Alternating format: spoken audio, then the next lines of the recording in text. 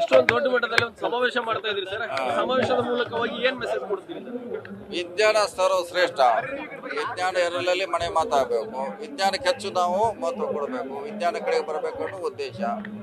ನಾವು ಹೋರಾಟ ಕೂಡ ನಿರಂತರವಾಗಿ ಪರಿಷತ್ತಿನ ಹೋರಾಟ ಕೂಡ ಅದೇ ಆಗಿದೆ. ಸೊ ಹೀಗಾಗಿ ನಾವು ಕೂಡ ಮುಂಚೆ ಹತ್ರ ಪಾರ್ಟ್ ಆಗಿ ಕೆಲಸ ಮಾಡಿದ್ದೀವಿ.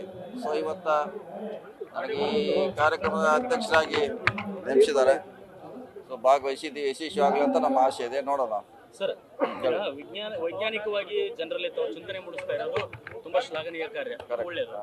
ಆದ್ರೆ ದೇವರು ಇಲ್ಲ ದೆವ್ವ ಇಲ್ಲ ಅಂತ ಹೇಳ್ತಕ್ಕಂಥ ತಾವುಗಳು ಇವತ್ತು ಸರ್ಕಾರದ ಒಂದು ಮುಜರಾಯಿ ಇಲಾಖೆ ಅಂತ ಮಾಡಿ ಅಲ್ಲಿ ದೇವಸ್ಥಾನ ನಾವ್ ಹೇಳಿಲ್ಲ ಕೇಳಿ ಸುಮ್ಮನೆ ಇಲ್ಲದ ನಾವೇನು ಹೇಳಿಲ್ಲ. ನಾವು ಎಲ್ಲಿ ನಮ್ಮ ಭಾಷೆಯಿಂದ ತೆಗೆದು ನೋಡಿ ನಾವೇನು ಹೇಳಿಲ್ಲ. ಅದ್ರ ಬಗ್ಗೆ ಮತ್ತೆ ಡೈವರ್ಟ್ ಮಾಡಕ್ ಹೋಗ್ಬೇಡಿ. ಅದ್ ಯಾರು ಹೇಳಿದ ಅವ್ರಿಗೆ ಕೇಳ್ಕೊಳ್ಳಿ. ದೇವಸ್ಥಾನಗಳು ಬೇಡ ಅಂತ ಈಗ ತಾವೇನು ಒತ್ತಾಯ ಮಾಡ್ತೀರಾ ರಾಜ್ಯದಲ್ಲಿ? ಕೇಳುವಂತ ಉದ್ದೇಶ ಏನು? ಅಲ್ಲ, ಈಗ ರಾಜ್ಯದಲ್ಲಿ ದೇವರುಗಳಿಲ್ಲ ದೆವ್ವ ಇಲ್ಲ ಯಾರು ಹೇಳಿದ್ರು? ಈಗ ಹೇಳಿದ್ರೆ ಯಾರು ಅವ್ರಿಗೆ ಕೇಳಿ. ಅವ್ರಿಗೆ ಕೇಳಿ, ಹೇಳಿದವ್ರಿಗೆ ಕೇಳಿ. ಹೇಳಿದಲ್ಲ ಸುಳ್ಳ ಕೇಳಿ ನೀವು ಸುಮ್ಮನೆ ಅನವಶ್ಯಕ ಮಾಡಬೇಡಿ. ನಾವು ಯಾರು ಹೇಳಿದ ಅವ್ರಿಗೆ ಕೇಳ್ಕೊಳ್ಳಿ. ನಮ್ದು ವಿಜ್ಞಾನ ಬೆಳಿಬೇಕನ್ನೋದು ಅಷ್ಟೇ ಉದ್ದೇಶ. ದೇವಸ್ಥಾನ ಬಗ್ಗೆ ಎಲ್ಲರಿಗೂ ಗೌರವ ಇದೆ. ಅವ್ರವ್ರ ಧರ್ಮ ಜಾತಿಗೆ ಸಂಬಂಧಪಟ್ಟ ವಿಷಯ ಅದು. ಅದ್ರ ಬಗ್ಗೆ ನಮ್ದು ಯಾವುದೇ ಪ್ರಸ್ತಾಪ ಇಲ್ಲ. ಸೊ ಅವ್ರವ್ರ ಧರ್ಮ ಅವ್ರ ದೇವರಿಗೆ ಅವ್ರಿಗೆ ಇಷ್ಟವಾದದ್ದು, ಅವ್ರು ಬೆಳೆಸೋದು ಬಿಟ್ಟದ್ದು ಅವ್ರಿಗೆ ಸಂಬಂಧಪಟ್ಟದ್ದು. ಸರ್, ಲೋಕಸಭೆಯಲ್ಲಿ 146 ಜನ ಸಂಸದರನ್ನ ಅಮಾನತು ಮಾಡಿದಾರಲ್ಲ, ಇದ್ರ ಬಗ್ಗೆ ಏನ್ ಹೇಳ್ತೀರಿ? ಅದು ಆ ರೀತಿ ಆಗಬಾರ್ದು. ಪ್ರಜಾಪ್ರಭುತ್ವ ವ್ಯವಸ್ಥೆಗೆ ಒಂದು ಧಕ್ಕೆ ಅದು. ಆ ರೀತಿ ಆಗಬಾರ್ದು. ದಾವಣಗೆರೆಯಲ್ಲಿ ಪ್ರಹ್ಲಾದ್ ಜೋಶಿ ಅವರು ಮಾತು ಹೇಳಿದ್ದಾರೆ ಸರ್. ಈಗ ಬಿಜೆಹಳ್ಳಿ ಕೆಜೆಹಳ್ಳಿ ಗಲಭೆಕೋರರ ಕೇಸ್ ಹಿಂಪಡಿಲಿಕ್ಕೆ ಸರ್ಕಾರ ಮುಂದಾಗುತ್ತೆ. ಆದ್ರೆ ಕನ್ನಡ ಪರ ಹೋರಾಟ ಮಾಡಿರುವಂತ ಹೋರಾಟಗಾರನ ನೋಡಿ, ಇದು ಹಿಂದೆ ತೆಗಿಲಿಕ್ಕೆ ಬರೋದಕ್ಕಿಂತ ಮುಂದೆ ಬರ್ತೈತಿ. ಅದು ಆಗಿ ಸುಮಾರು 4-4 ವರ್ಷ ಆಗಿರ್ಬೋದು ಅದು. ಸೊ ಅದು ಬಂದಾಗ ಅದ್ರ ಬಗ್ಗೆ ಸರ್ಕಾರ ಚಿಂತನೆ ಮಾಡ್ತಿದೆ. ಅದು ಈಗಾಗಲೇ ಆ ಇಲಾಖೆಯವ್ರು ಹಾಕಿ ಬಿಟ್ಟಿದ್ದಾರೆ. ಇನ್ನಾದ್ರೂ ಸರಿಪಡಿಸಿದೆ ಅಂತ ನಾವು ಚಿಂತನೆ ಮಾಡ್ತೀವಿ.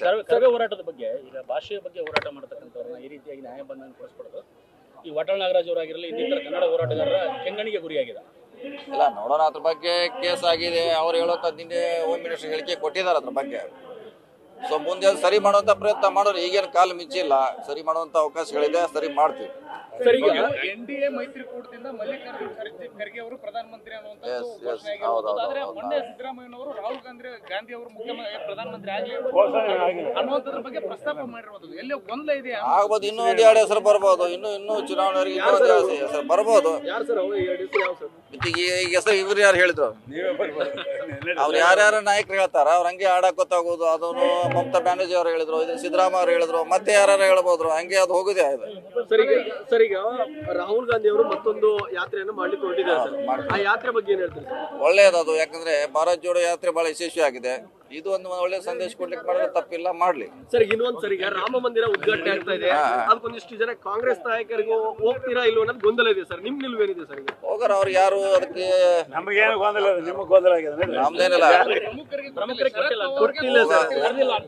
ಹೋಗೋರು ಅಲ್ಲಿ ಹೋಗ್ತಾರೆ. ಇಲ್ಲೇ ಊರಲ್ಲಿ ರಾಮನ ಮಂದಿರ ಬಹಳಷ್ಟು ಇದೆ. ನಾವು ಹೋಗದೆ ಆದವ್ರು ಇಲ್ಲೇ ಇರ್ತೀವಿ. ಹೋಗೋರು ಅಲ್ಲಿ ಹೋಗ್ತಾರೆ. 2 ಕಡೆ ಮಾಡ್ತೀವಿ ಅಷ್ಟೇ. ಇಲ್ಲೇ ಊರಲ್ಲಿ ಇದೆ, ಇಲ್ಲೇ ಊರಲ್ಲಿ ಮಾಡ್ತೀವಿ. ಇಲ್ಲ ಇಲ್ಲ ಅದೆಲ್ಲ ಇಲ್ಲ. ಇಲ್ಲ 2 ಸಲ ಹೇಳಿದೆ. 2 ಸಲ ಹೇಳೋದು ಹೇಳಿ ಅದ. ನ್ಯೂಸ್ ಫಸ್ಟ್, ನಿರ್ಭೀತಿಯಿಂದ ನಿಮ್ಮ ಪರವಾಗಿ.